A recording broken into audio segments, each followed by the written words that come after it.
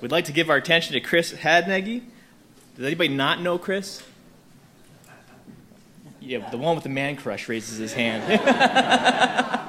I think most... And my employee. And who are you? Yeah. No, we certainly appreciate Chris here today, and just as a friend, want to say he's a big guy, but he's got a big heart, and we all know that, don't we? So we appreciate all he's done for social engineering.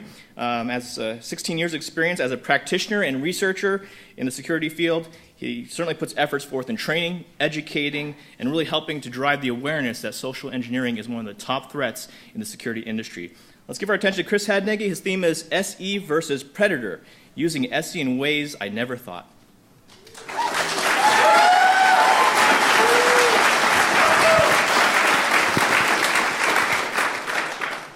Thanks, guys. Appreciate it. My voice is going as every DEF CON, as you know, so by the end of this talk, I'll sound like the Godfather.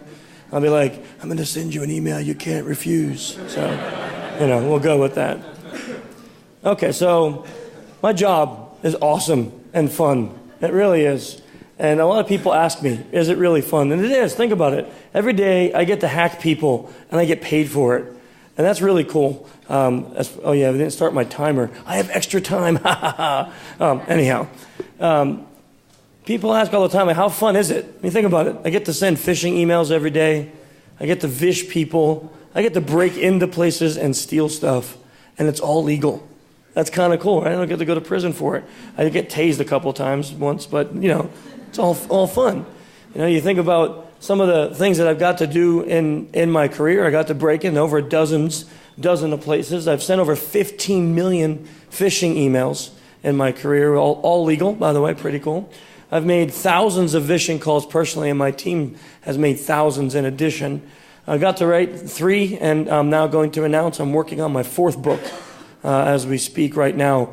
My first book is pretty dated, right? It's pretty dated, and it's got some bad information in it, like the whole chapter on NLP and my 3 Wikipedia references that make me a moron.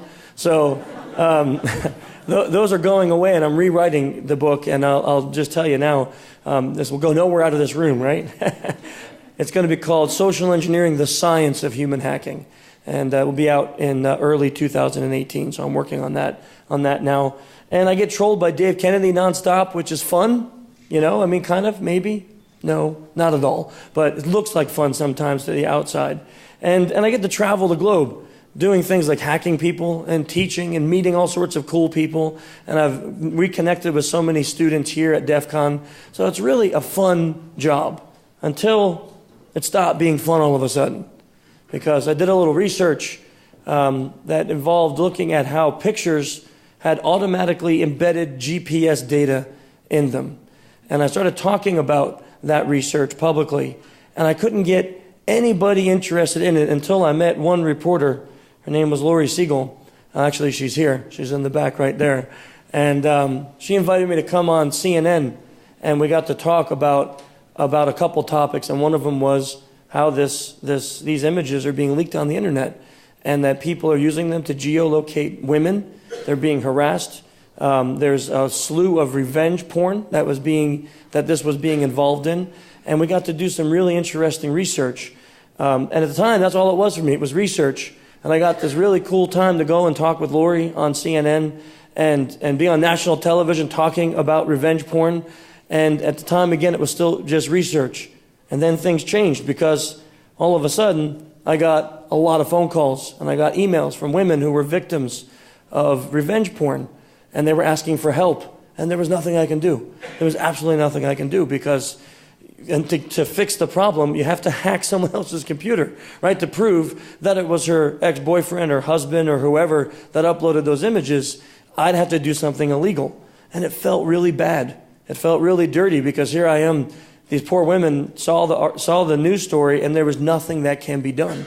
So we started putting together some resources to help them, some information. We would give out, I had an email that was kind of a template that would give them places they can call, places they can go to for help. But still, there really wasn't much relief. But it did give me some semblance of relief that we had something to help for. But it was a big eye-opener. Here I was doing my job, doing the coolest things on the planet, I thought at least, and then reality hit, right? Reality where all of a sudden you're realizing that there's a lot of people out there that are being affected by these things in very negative ways. And as you can see here, there was just some real problems. And then I had another interesting thing occur. I had an organization call me, government employee. They saw the news story with Lori on geolocating pictures, and they wanted me to do something that I really didn't feel comfortable with. We all remember Ashley Madison, right? We all remember Ashley Madison. And Ashley Madison, it's not a great site, of course, unless you're into cheating on your spouse. But the thing about Ashley Madison that was difficult for me when it came out as a breach was that you didn't have to authenticate, right? So if you had an account on it, I could sign up an Ashley Madison with your account. There was no two-factor. There was no anything. You didn't get an email back saying, hey, did you really want to do this? You signed up. It was you went there, you put an email in, you got an account.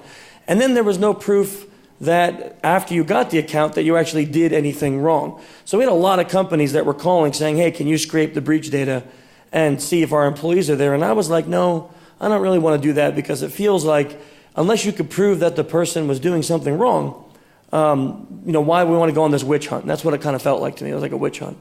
So I kind of declined that. And then I had this one client come to us and they said, look, we have a reason why we want you to do this. Because we see some traffic on our network that was encrypted, and we think it goes to places that involve child pornography. So we just kind of want to see if we can look at the traffic at like the Ashley Madison dump and see if anyone in the organization has done that, then maybe out of their hundreds of thousands of employees that they had, instead of looking at all of them, focus just on those and see if those people were doing anything else sketchy at work. So I did. I said, okay, you know what? That's a decent thing. I think I can do that. So I scraped the data, and man, we found there was thousands of employees that were on Ashley Madison. So I made a little database for them, handed it over, and said, use this sparingly because you don't know. Again, I gave them the whole spiel that we just talked about here. And lo and behold, there was an employee that they were able to target, and he was using his government-issued phone and devices to take videos of him raping children. Yeah, pretty sick stuff. And he was trafficking children in the Philippines. And Michelle and I were sitting at a restaurant in D.C. with the head guy while he was landing from one of his trips and being arrested. And that felt good because where is he now? That's where he is. That felt good, right? Not of course what happened. That felt horrible. But it felt good that there was something I did. I'm just a hacker, right? I don't even have an education. Came out of high school, got kicked out of college for running a war dialer. So I'm like, this doesn't even make sense. And now I'm sitting here and I'm thinking, wow, something I just did had a profound effect and maybe saved children from being hurt.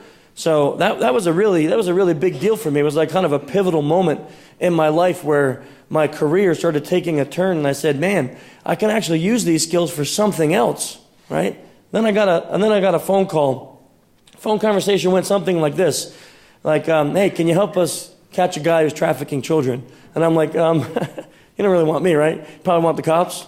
You don't really want me. And they're like, well, we need to establish there's enough proof because the cops won't do anything until there's proof. So I said, okay, maybe I can come and talk to you guys. So I went and I talked to this organization about helping out.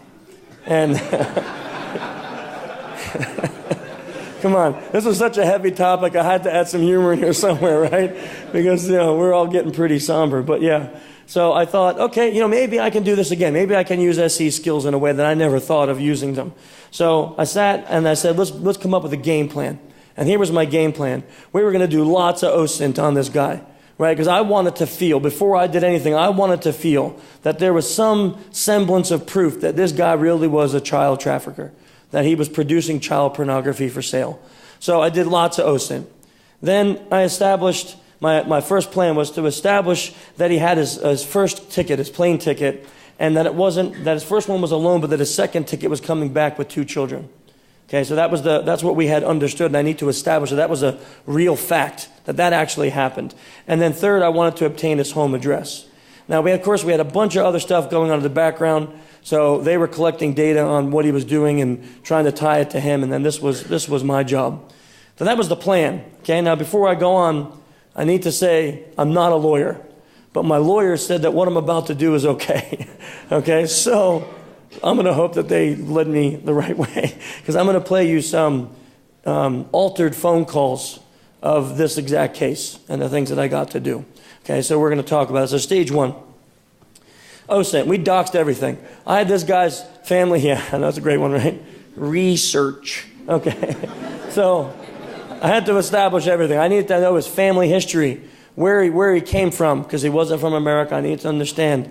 But he was living in America at the time. So where he came from, the places he travels, where he likes to travel, his likes and dislikes. You know, and as disturbing as this is when you do this work, you realize you got to actually look at them as a real person. Right? You got to take out the fact of what they're doing, and you got to say, I need to understand it. This guy may like the same music as me. He likes baseball. He may like the same things as me. He has hobbies outside of hurting children. He has hobbies. I need to understand those, because depending on the attack vectors that we're gonna perform, I needed to know all of that. What businesses does he say he's a part of, or where has he worked? Right? The licenses that he may have, things like business licenses, other things. And then, of course, any houses, apartments, property, and other things that he would own, that we would then be able to obtain information on him. This is what we call profiling, right? So this helps us develop a profile on this target. So we have a target, we know all these things about him, and now we can say, here's what we can utilize and all this information to target this person. After this was complete, we had like dossiers, we could write a book on this guy. Then we moved to stage two. Stage two was calling airlines over and over and over again until we found someone that can confirm some things, which was confirm that he had a flight. Give us the details of the flight. Okay, so what pretext did I use? Well, I developed a pretext that I was his assistant. I was his personal assistant, and that I was verifying flight details because he had some very important guests flying in with him, and I needed to make sure, because he had a messed up flight before. There was a lot of stress and anxiety with the messed up flight. Now, I need to stop for 1 second and say something about this call you're going to hear, because I'm looking out in the audience. There's a ton of students that I've had in my classes here, and what I'm about to play breaks the rules of what I've taught you in 5 days in the course. Okay? So this may seem a little hypocritical, but I want to explain. First, our mantra is leave them feeling better for having met you. Okay, that's our mantra in professional social engineering. We do not use fear-based or threat-based pretext ever in our work. But those rules go out the window when I'm dealing with pedophiles. Okay, I don't care how they feel at the end of the day, and I don't care if they feel scared with my pretext. So once I can establish the fact that I think this guy is legit, then those rules go out the window. Now, that may be self-justification, but there you have it, okay? So after 20 calls, here's what occurred. Let's listen to this.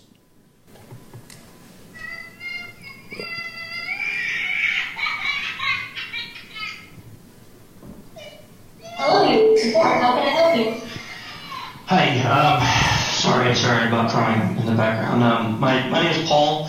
I'm a personal assistant and we have some very important guests flying in with him on your airline, and we had so many problems on the flight out. I just need to confirm that the tickets are still active and that he has seats right next to each other. Can you help me with that, please? And again, just excuse the noise, I'm sorry. I have a sick kid and I'm driving to the doctor and trying to take care of this now. Oh, I'm really sorry to hear all of that. I will get your confirmation number to be able to help you. Okay, I'm sorry, I'm driving, but let me just see. My boss basically just called me and chewed me out. Because normally I do all these checks before he flies, but my kid's been super sick and I'm a single dad. So I think he gave it to me. I have a note here written down. Let me just see if this is it, but maybe an old one. Is it a XDCVFW?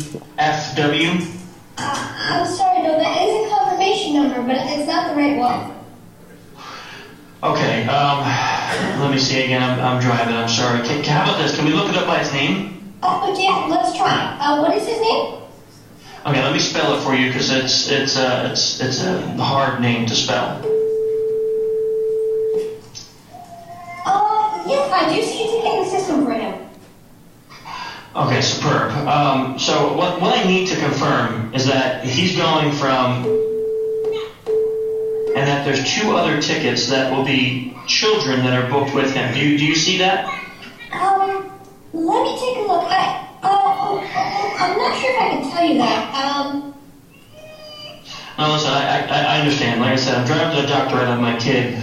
I don't have all this information on me, and he's really not happy, and I don't know how your boss is, but when he gets upset, it can really be bad. The flight out was delayed 2 hours, and he missed the meeting, so he was mad also because of that. And I know none of this is your problem, but I could just really use a break today.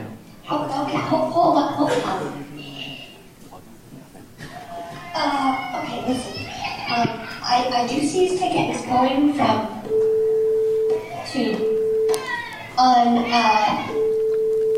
he does have 2 tickets, and those seats are right next to him, so you don't have to worry about that. Do you want those confirmation numbers?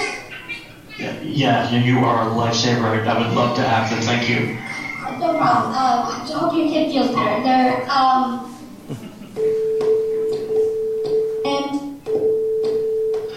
Okay, I can't thank you enough. You probably saved my job, and now if I need to call back, I'll have to go through all of that. So, look, I gotta run to the doctor's office now, but I can't just, man, you gave me the break I needed today. Thank you so much.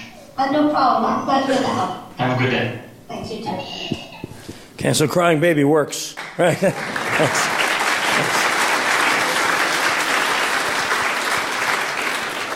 Crying baby works every time, I'm just telling you.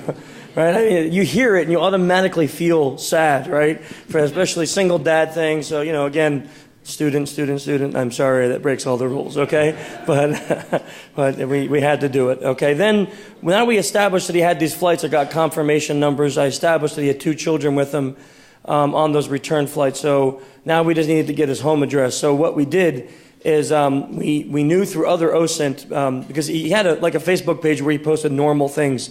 And when he traveled, to make his travel appear normal, he would post pictures about his travels. So we knew that he rented from a certain rental company. So my pretext was going to be, let me get to that slide here. So my pretext was going to be that we did OSINT on the area that he rented. And we found a local pizza shop. So we're going to pretext that I'm calling from the pizza shop, and that this guy left his iPad after he ate lunch at my pizza shop, and then what I wanted to do was return it to him. So I'm going to try to get his home address from the rental car company so I can mail him his iPad back. And we knew this was going to be difficult, right? Because I mean, man, you're calling a rental company and they're going to give you some stranger's address. So again, I'm breaking another rule, students. I use bribery of offer of free food to the target to get it. I'll give you the end of that in a minute once you hear the call.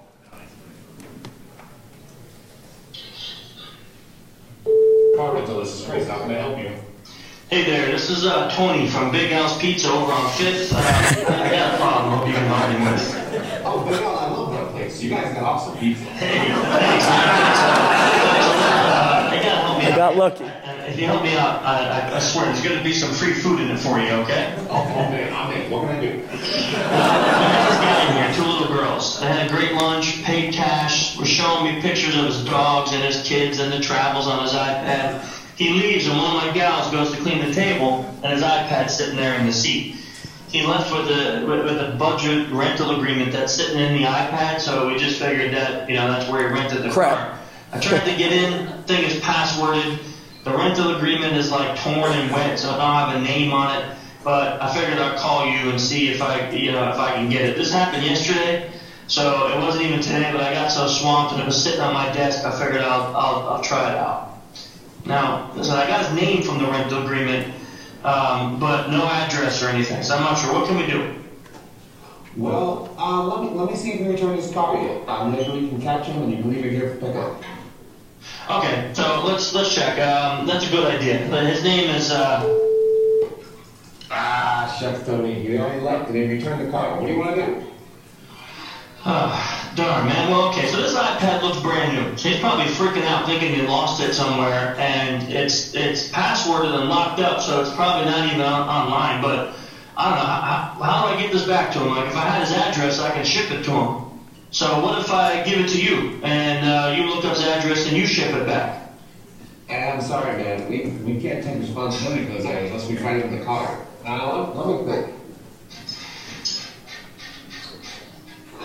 So I'm not supposed to do this. Chris, you're a genius. Yeah, you know, I can definitely do that. I'll ship it out today. What's the address, man? It's You know what, Chris? You're awesome. This is going to be a $25 gift card for you here. I'm going to put it in your name. What's your full name? Oh, you seriously don't have to do that, but I love the pizza so Because, you know, here, I got this guy's iPad. He had 2 beautiful kids with him. I think, and he's probably wondering where it is. Got all his business stuff on it. So you just saved my day, and you probably saved his day. It's worth $25. Cool? Thanks, Tony. This is awesome. No problem, man. So I called Big Dallas Pizza, and I bought a $25 gift card.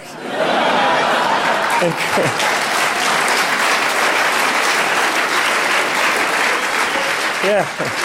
I didn't want the kid going in there to get his gift card and be like, what the heck, you know? So I wanted him to be rewarded for his work, you know. He did help me out, so, you know, he gave me the guy's... Yeah, so no, he went in and I just, you know, I don't even know, I don't know the follow-up. I'm hoping he got the pizza and everything was good. Yeah, I called him and just said, look, some kid's going to come in. We're giving him an award for great job at work. His name is Chris, you know, last name, I want to pay with a card, $25. So, yeah, he got his pizza. So, we handed over all that OSINT to the federal government. We handed over all the call data. We handed over all his geolocation data that we had. We had handed over his proof of flights. And that was enough for them to start an actual investigation into this guy. So.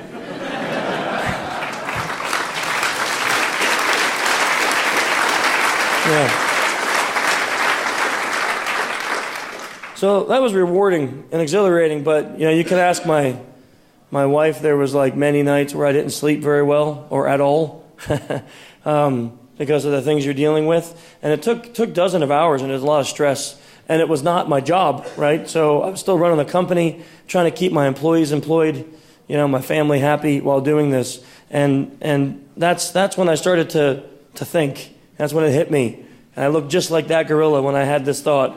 I said, what if I can harvest talent from this amazing community that we have of people that are just so smart, way smarter than me, and can do things that I can only dream of doing, right? There's a group of people downstairs right now hacking a car, okay? There's people in this community that are amazing, and we can build tools to track and uncover perpetrators, people who hurt children, people who traffic children and spread child pornography. And that's when it hit me that I needed to start something, so I did. I started the Innocent Lives Foundation, and it's an actual real foundation, 501c3 foundation that is being launched today. As a matter of fact, here at DEF CON. Yeah.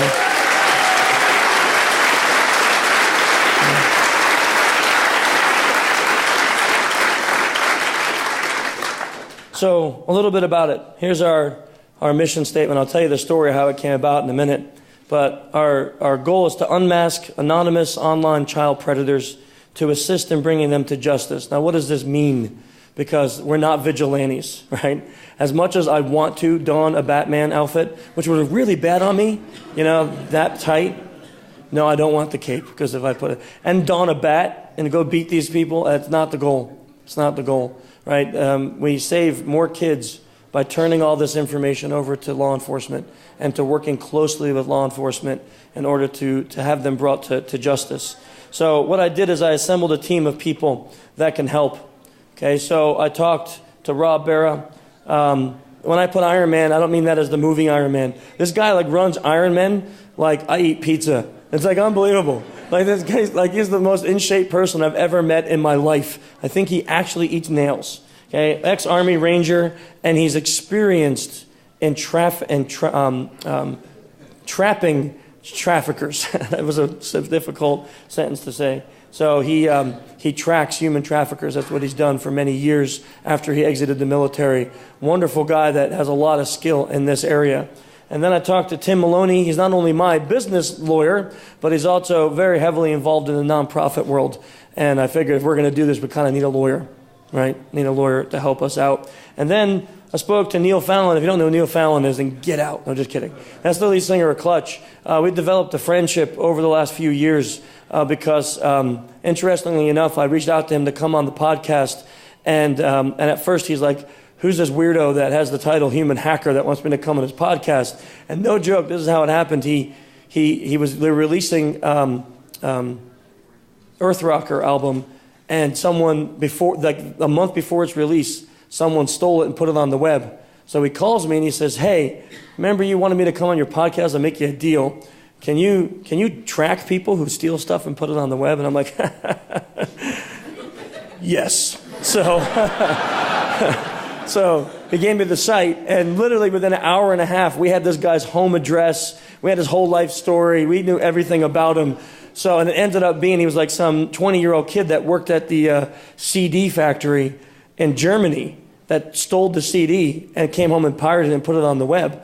So, he was like, I want to know more about this. So we ended up hanging out a bunch of times and going and seeing him at his shows and stuff. So I figured, if you're going to do something like this, how cool would it be to have someone like him with such a great name that can help bring awareness to it? So I called him, and he says, okay, look, so remember the first time you reached out to me was really weird. But now, you're asking me if I want to be part of a foundation that's going to trap child traffickers. He goes, do you realize every call you make to me is just really, really good? It gets weirder. He's like, what's next, man? And I'm like, no, I swear, this is it after this. I mean it. It's like, no more. Nothing else can happen. So right now, this is our board.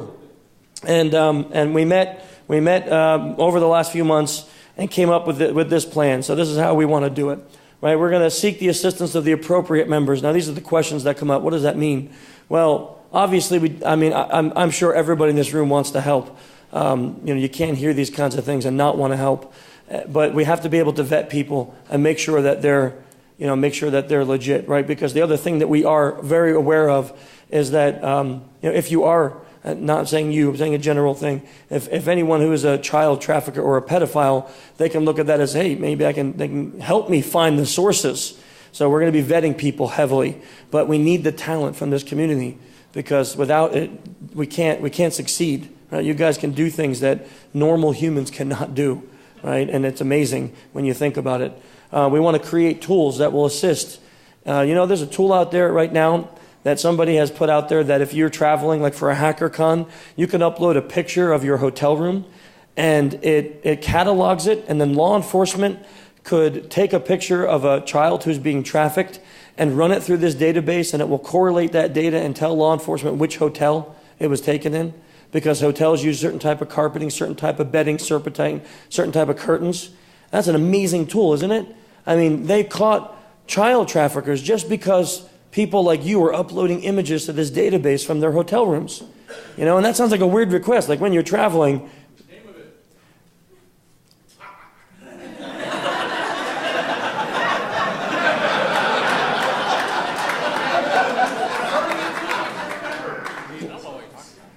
Anyone know the name of it?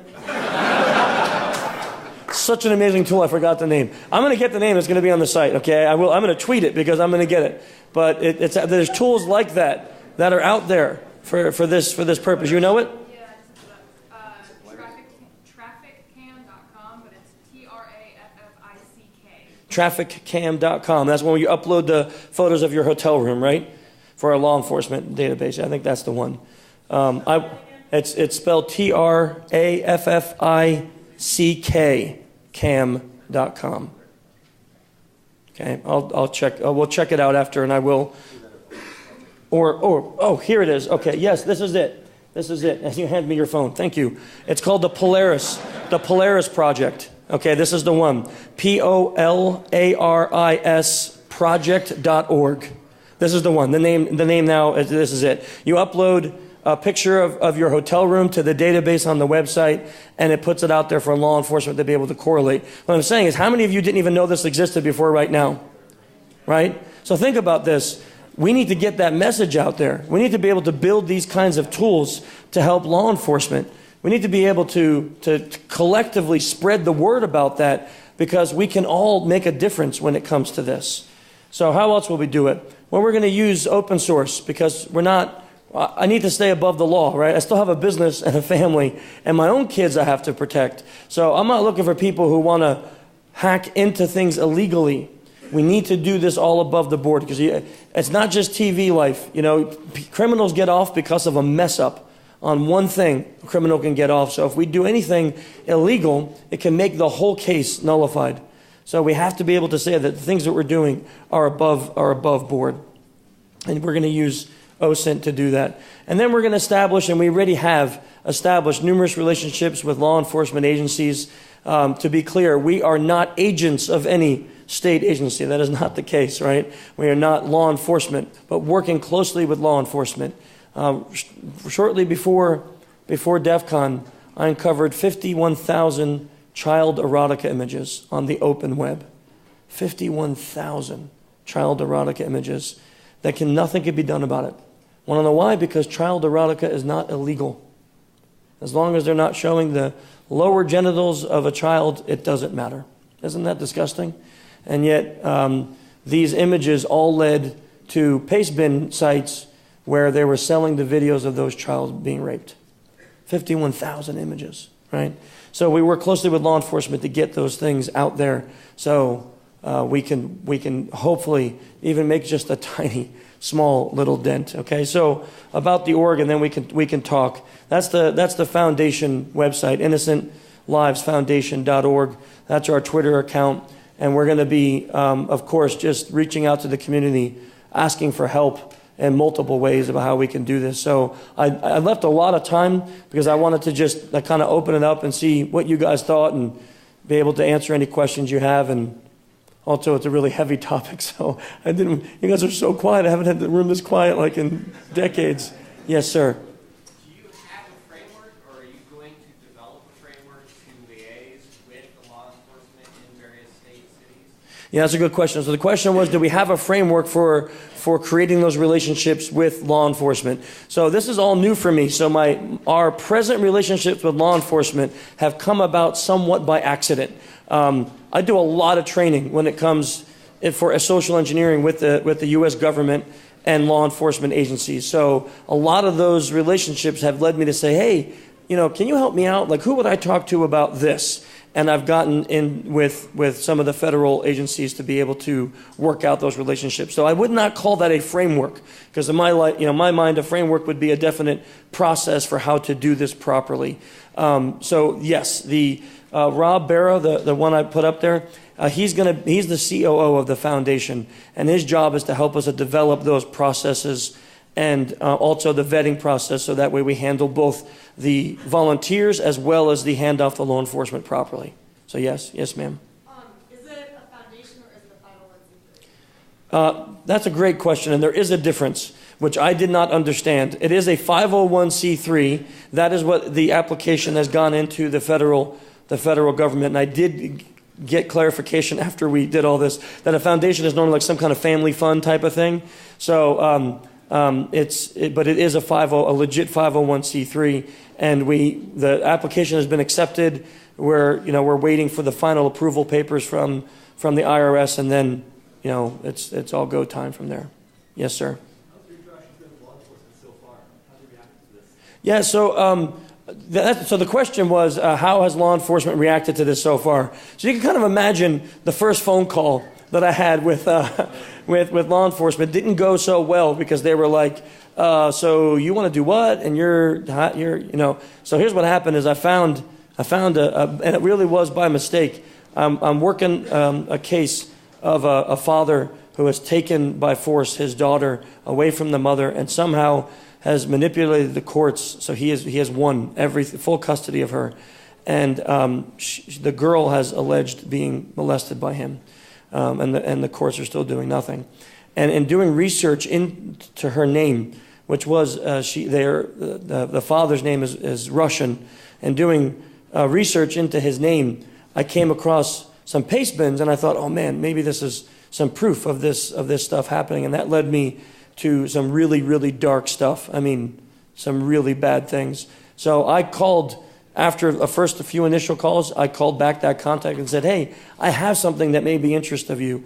And soon as I handed over actionable intel, now I'm their best friend. So it went, and it wasn't planned, right? I mean, obviously it can't be planned. But at first they were like, I wonder who this guy is. I'm emailing them because I didn't have the org at the time, and I'm emailing them from social-engineer.com, So, it looks a little weird. And now we have honestly, this guy probably calls me once a week, and we talk about stuff. And one of the agents I'm in touch with, he specializes in revenge porn. So I've been talking about that, and another agent, the group of them specialize in crimes against children. So I've gotten some good traction with that, but it started off really rough. It's a great question, though. Let me go back here. I don't want to look at you because you'll make me cry. Okay. You work with state agencies? That's my daughter. Yeah. You work with state law enforcement or state agencies? Yeah, I want to. So I have one state agency right now that I met with, and I had another one approach me here that heard through the grapevine about this and said, would you be interested in working with local state? And yes, I do want to, because I think a lot of times that these problems will exist on a local level, and it will be easier to get local law enforcement involved as opposed to state law enforcement. Yes. How can we know that traffic cam is safe? How can we know that the traffic cam, that website? Okay, that's a good question. Well, they're not asking you to upload a picture of you in the hotel room. So it's not like, go lay on your bed and upload a picture. So that's a different website, honey. That's a different website, okay? And if you upload any pictures of you anywhere, I will kill the internet, okay? So that's how it's safe, okay? The Polaris Project is the one that Paul found, and that's the one. That's a legit project that was made by someone in this community. It's amazing, and it's backed by law enforcement. How do they know that you're in that hotel and that room? Well, no, the pictures are uploaded anonymously, and your name is not tagged to it. Yes. How are you protecting yourself? Because you're saying you're going to these space events. Yeah. Yeah, so the question is, how am I protecting myself? And I'm assuming you're meaning from an internet perspective. Yeah. Yeah, so from an internet perspective, it's a lot of VPNs that don't come back to me, and a lot of VPNs. And machines that I don't leave laying around for my children to use. Yeah, that's basically it for now. Sir? Are you then also doing that? Clearly, some agencies in the government have the ability to break things like Tor and other things, and you would never want to get rolled up into one of those. Correct. Investigations. So are you making them aware when you are participating in these? That's a really good question. So to be clear, it's like we're not going out on the internet and typing in "give me child porn" and then looking for those people that are doing it, and then that's not the process that we're following. So a lot of times it comes from an example, that case I'm working now, where this father took the daughter, and there's an alleged child abuse allegation, and he is known for sex crimes against children. Now we will take that name and look and try to uncover what he's doing online. In the case of the child erotica images, we now have a list of usernames from those sites, and we'll see if we can correlate them to real people in the real world, right? So down the road, what I hope is that there will be more collaboration for protection of what you're talking about. That's what I hope. I just want to make sure nobody here thought that running out on our own. Bad idea. Yeah. Do not try this at home. Yeah. Yes, sir. For the massive amount of people that would respect this, what's your plans for advertising? Because we have a lot of advertising companies, I'm sure, with all the people here statewide. We'd love to be on the advertising team if we can't actually do the ads. Thank you. I don't know. I really suck at that. Yeah. Okay. Okay. Talk to me afterward. Here's the thing is like, literally the way this came about was just that. It was like, I got done with that job and I was so stressed, but there was so much exhilaration from the fact that he's off the streets. He's no longer trafficking children into this country for the purposes of sex and pornography. And I'm like, I want to not do it ever again, but how do I not do it now that I know it exists? And that hit me. So I said, I need to have help. But I didn't think about how are we going to market it. It was like, well, these 400 people know. They'll tell 400 people, and then maybe in 18 years it will become something. I don't know. I'd love to talk to you about that. Okay. Yes. Boy, there's so many hands. Sir. So it's on the other end of that. So for those of us that want to sit behind the keyboard, what would we do to get involved? Yeah, so that you go to that website and you'll put, and right now it is literally like 2 pages. It's the information about who we are, like what you heard here, and there's a contact page, and there is a donation page. If you want to contact, you do that. That will come directly to us, and then we will reach out and talk about how we go through vetting and get people involved. Okay, that will be on the contact page. Thank you for that, sir. Yeah, so you mentioned the donation. So how is this going to primarily be financed? Will it be donation-based, or Yeah. will there be something else? There will be nothing else that I have any ideas of yet. Right now it will be donation-based, and it's free time on my part until, that's it. Yeah, I mean, right now it's all been me, and Rob has been helping out. It's the donations are going to go towards not me because I have a job. The donations are going to go towards helping hire people to build tools. Let me tell you why. That's a really good question, and I guess I should have explained this better. I had a moment at a time where we needed help on something, and it was something I could not do. My technical capabilities were not there, and I called a really good friend in the industry, and I said, hey, can you help me do X, Y, Z? And he said, yeah, I can do it. This week I'm heading out of town to do a red team job. Can I call you next week? I said, no problem. And next week came, and I called him, and he's like, dude, I came back with the flu. I can't even touch a keyboard this week. Okay, next week. My boss sent me on another job because I was out for a week, and literally this went on for like 3 months to the point where the data was no longer useful. And I said, you know what, though? If I could have said to him, you know what, here's $3,000. Your hourly rate, whatever it is, it's $200 an hour. I need you for 15 hours. Here's $3,000. Do this project. Then I could have got that because he wouldn't have been he could have went to his boss and said, hey, this guy wants to contract me. Are you cool with that? And I could have got his time paid for. And that's where the donation is going to go. We want to build a tool. We want to contact Polaris and say, hey, let's partner. Let's get you on the site, whatever, maybe another tool like that. That's where the money's going to go, is towards that. And then if we need to hire staff because it actually becomes something that I hope it will, then that's where it will go. So that's the plan for it. I should have explained that better, so I really do appreciate you asking. Yeah, thank you, sir. So, I'm not a lawyer, but how are you going to avoid being an agent of law enforcement? If somebody comes to you and says, can you do this, doesn't that, under those legal terms, make you an agent? No, and that's a good question. The only way we become an agent of law enforcement is if law enforcement asks me to do it. Oh yeah, law enforcement is not asking us to do this. Right, so agent of law enforcement would be if the FBI came and said, "Hey, can you go crack into this guy's life and see who he is?" Then we would be an agent of law enforcement. But I don't foresee law enforcement doing that. If someone here is law enforcement and you want to do that and talk to me about it, please. But that is not something that I think is going to happen anytime soon. Okay, we'll go along the line. Yes, sir.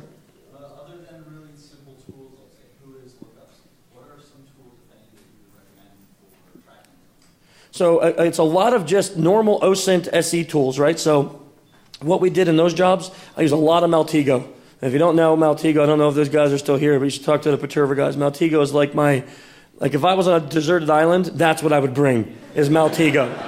and my wife, okay? But I bring Maltego, right? Okay. I love you, honey. But I really would bring Maltego. It's awesome, right? So it's just open. It's like Google Dorking, Maltego, and then the many, I'll tell you who's amazing is Michael Basil's site, inteltechniques.com. He just put together a slew of search engines that just rip open the internet on all open source stuff. That's amazing. And there's even some really good dark web search engines out there now, believe it or not. So those are the things that we're utilizing. Okay. Terry. Asking for a friend. How are you? Oh, no. Really? This is a dirty pool. So, when you're doing these things, and you're stumbling across the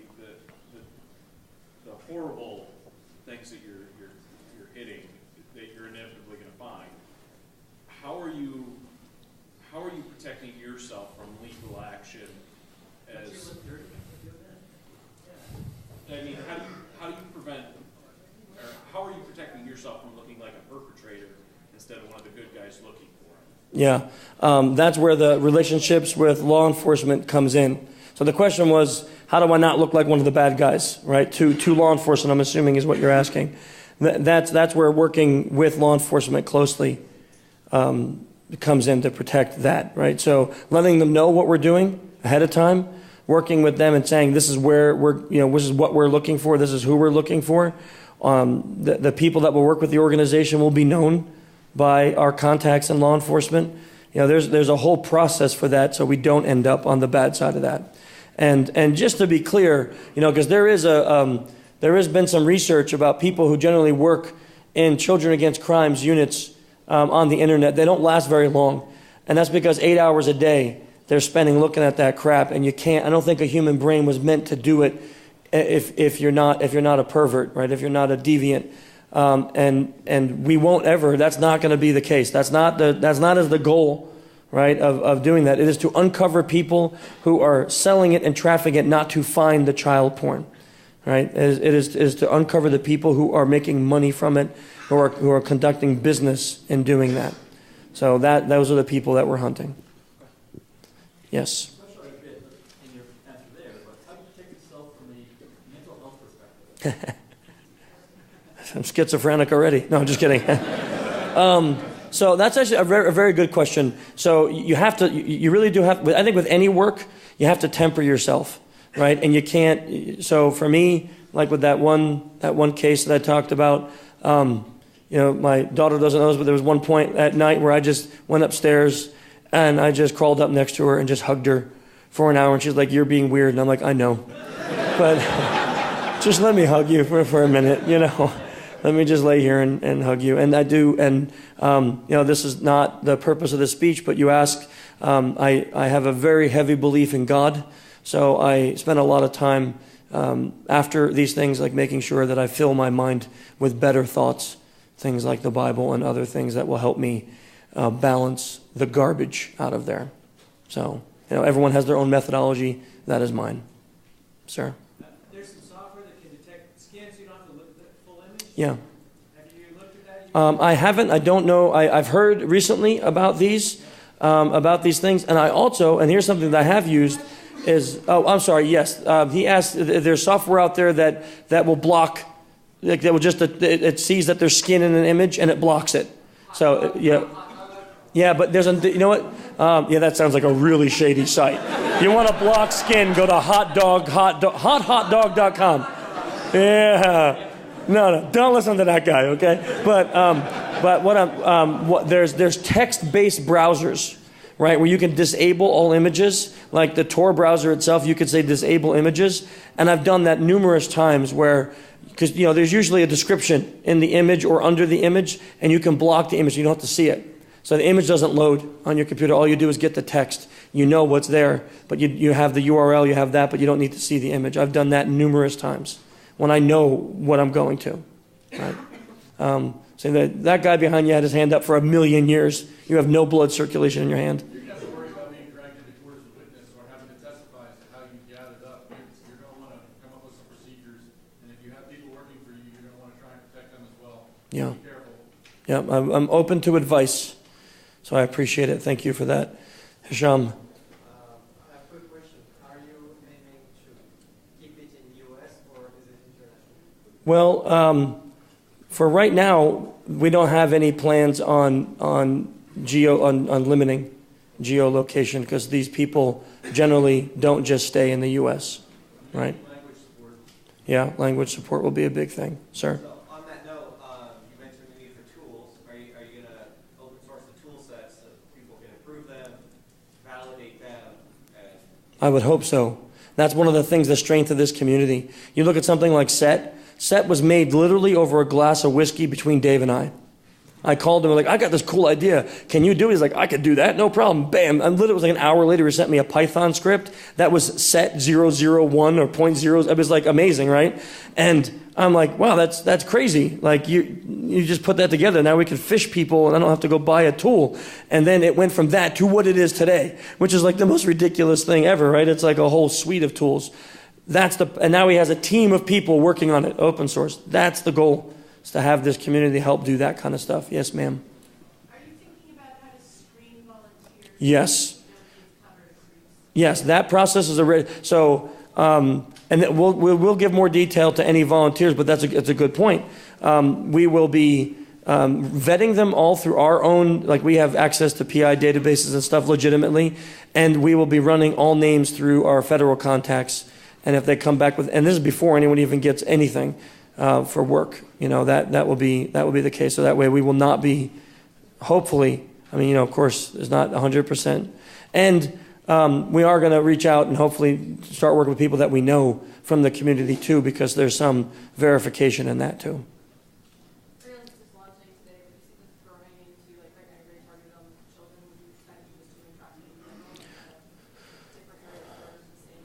So the question was, will this expand into other areas like human trafficking and things like that? So the original goal was to also have it cover revenge porn, because that's a big problem. But some things happened in the making of this foundation where that did not come to fruition. So we felt at first it may be the best to just focus on this, and then as we grow as a team and we get more answers. The answers that you guys and gals have, so we know our process and framework that we'll be able to do that. Really quickly, underscore follow-up to that is if you're applying for grants, which I would imagine is how this will be funded to some extent, it can be really challenging if your message is too skewed, especially at the start. So, it's mostly reiterating that now it's a really good idea to stay focused on what your mission is, because that will help you get more funding as you become a known entity. Thank you. I look forward to your help on that too. And advice. Thank you, guys. Thank you so much.